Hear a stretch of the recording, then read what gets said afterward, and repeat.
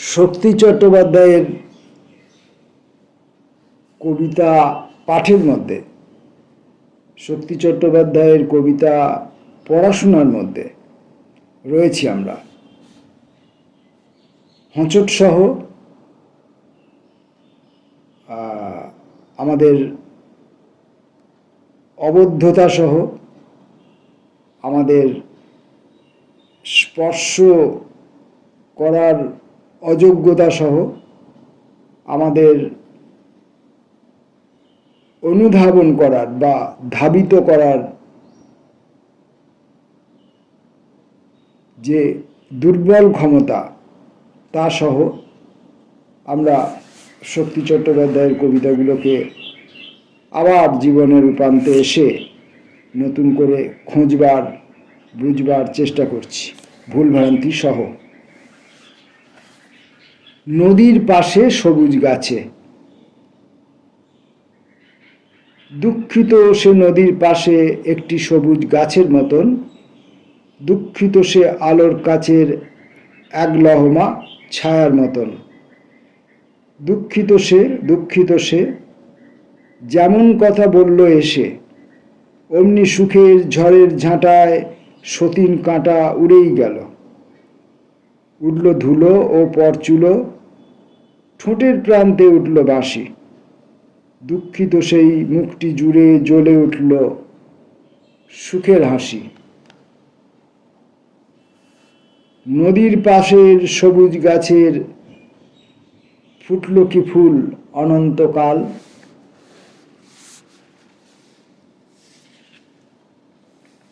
যে কিশোর হৃদয়ে বসেছে, গাছের পাতার থেকে বৃষ্টি নেয় ধুলোকে সরিয়ে, শিকড়ের থেকে তা কি নিতে পারা হবে স্বাভাবিক? মানুষের বাহিরের ধুলো যদি নিত বৃষ্টি মুছে, তাহলে অন্তর হতো বহুদূর মালিন্য বর্জিত। গাছেদের মানুষের দুজনের জীবনও আলাদা। গাছেদের মানুষের দুজনের জীবনও আলাদা। মৃত্যু হয়তো এক, হয়তো অপৃথক, নিশ্চিত একাকী। তার কোনো ঘর নেই, গেরস্থালি নেই, শান্তি নেই, একক অশান্ততার জীবনের ছিদ্রে বসে মাছি। গলিত মাংসের স্তূপে তার সাক্ষ্য কীট ও শকুন। এভাবেই বেঁচে থাকা, মরে গিয়ে মায়াহীন হয়ে পাথরের মতো নাকি? হিংস্রের বিপ্লবী তরবারি নাকি তার মতো ওই যে কিশোর হৃদয়ে বসেছে? বয়স হয়েছে ঢের, দেখেছি বস্তুত খুঁটিনাটি, নিতেও হয়েছে বহু মিথ্যা, তাকে সত্য বলে খাঁটি।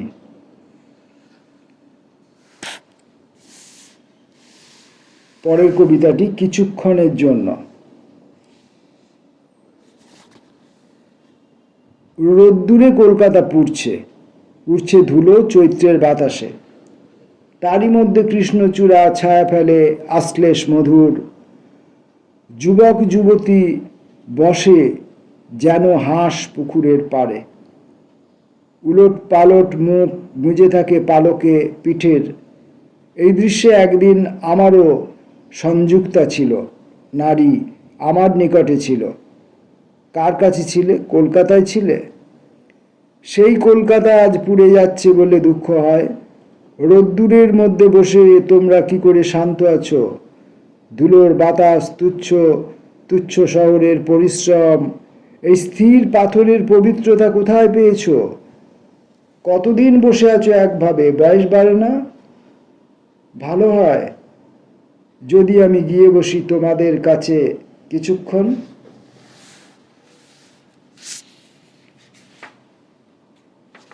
শান্তিরঞ্জন বন্দ্যোপাধ্যায়ের স্মৃতির প্রতি কবির লেখা একটি কবিতা, মৃত্যুর পরেও যেন হেঁটে যেতে পারি।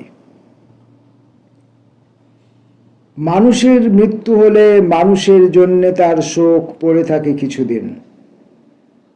ব্যবহৃত জিনিসেরা থাকে, জামা ও কাপড় থাকে, ছেঁড়া জুতো তাও থেকে যায়, হয়তোবা পা দুখানি রাঙা হলে পদচ্ছাপ থাকে।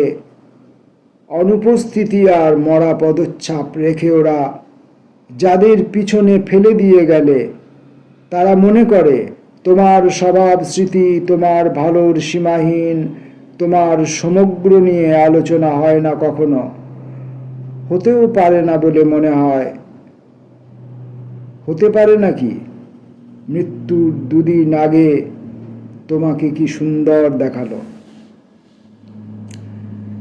গল্প বলেছিলে বটে, আজ আর কোনো কাজ বাকি নেই, ঋণ নেই কারো কাছে, পাওনা নিয়ে করিনি তদবির। আমি সুখী, তুমি জানো সুখ কাকে বলে। সুখ সেই বিষণ্ণতা যে আমার কোলে বসে থাকে। অনন্যা একাকী কন্যা, সেও তার নিজস্ব গৃহের বারান্দায় বসে থাকে রাজার পুত্রের খেলা করে।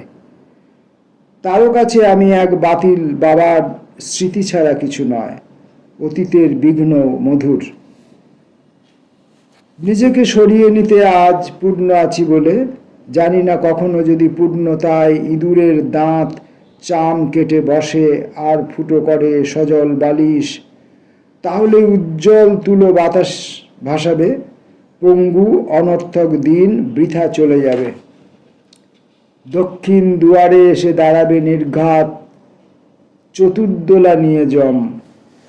অপমান লাগে, মৃত্যুর পরেও যেন হেঁটে যেতে পারি। শক্তি চট্টোপাধ্যায়ের কবিতা পড়ছি আমরা। নিঃশব্দ চরণে প্রেম। নিঃশব্দ চরণে প্রেম এসেছিল দুয়ার মারিয়ে।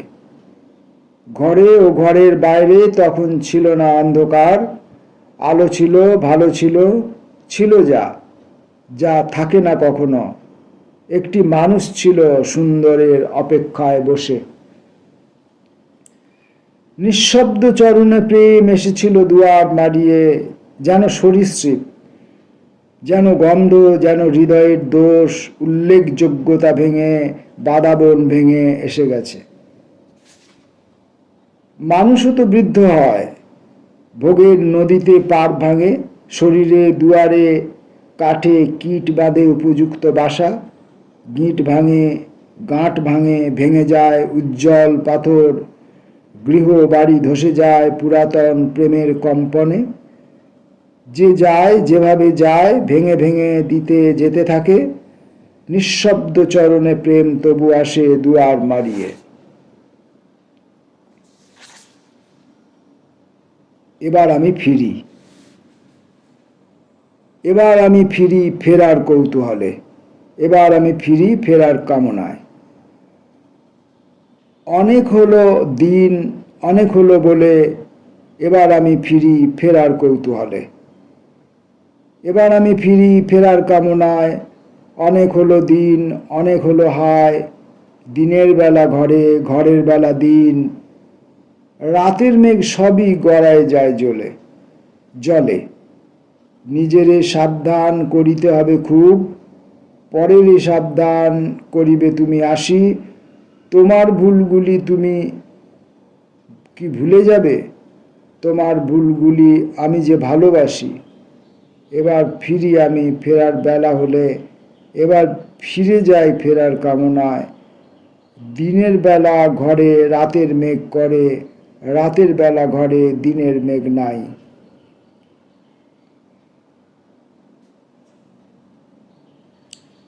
আরেকটি লেখা পড়ব, আরেকটি কবিতা। জানি না কোথায় শব্দ। এ জলে নেভানো শব্দ কার মতো আমূল অংশের প্রসঙ্গে মেলাবে মুখ। কালো কয়লার টুকরো যে অগ্নিকে ধরে রাখে তার মতো, নাকি তাম্রকূট নীল বিষ নিশ্চিন্ত শিশিরে পড়ে মুছে যায় চোখের আড়ালে।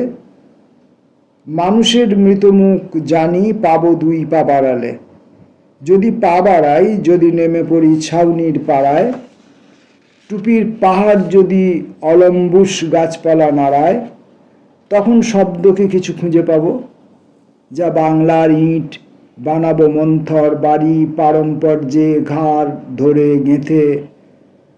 তখন সনেট লিখব কিংবা গায়ে পড়া চতুর্দশী। লোকে বলবে মিস্ত্রি বটে, ঘটে পটে চূড়ান্ত স্বদেশী। ঘুরে মরি গোসাকোটে কিংবা যত চাঁদ খেকো গলির নিশ্চিন্ত সুরঙ্গে, পড়ে গুমোট গরম ইলেকট্রিক গায়ে, বুকে হেঁটে যেতে থাকে শামুকের মতন করুণা, এবং যা লাগে ছায়া পিছু ফিরি, ছায়া পিছু ফেরে। ওখানে কি শব্দ ছিল? কলকাতার ধন সম্পদের মতন স্বচ্ছন্দ কিংবা মধ্যবিত্ত ও মোড়কুটে ছেঁড়া কাঁথা শব্দ ছিল? লটারির স্বপ্নের গোলাপি শব্দ ছিল ঘামে ভিজে, ছাতা পরে নরম নৈরাশে? জানি না কোথায় শব্দ জলজ্যান্ত মোহের ভিতরে, গর্তে যেন সর্বশেষ, গর্তে যেন সর্বশেষ লেজ কিংবা গন্ধের মতন উষ্ণ ও প্রগলভ টান, গান যেন মৃদঙ্গ ভঙ্গুর। শক্তি চট্টোপাধ্যায়ের কবিতাগুলিকে নিয়ে নাড়াচাড়া করা, এগিয়ে পেছিয়ে উল্টে পাল্টে ভুল করে ঠিক করে, পাংচুয়েশন যেভাবে আছে সেইভাবে, আবার কখনো নিজের মতো করে বিভিন্ন রকমভাবে ঘেঁটে ঘুঁটে দেখার চেষ্টা করি।